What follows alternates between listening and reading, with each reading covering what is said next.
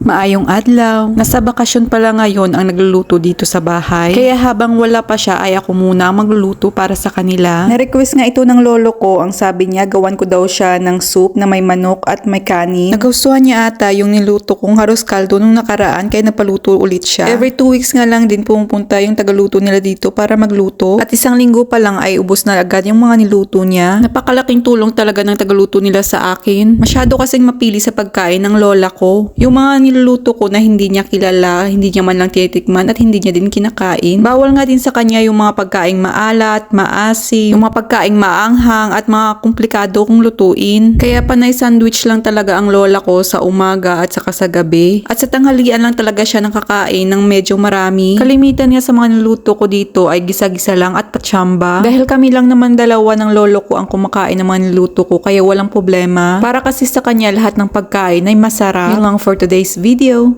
Bye!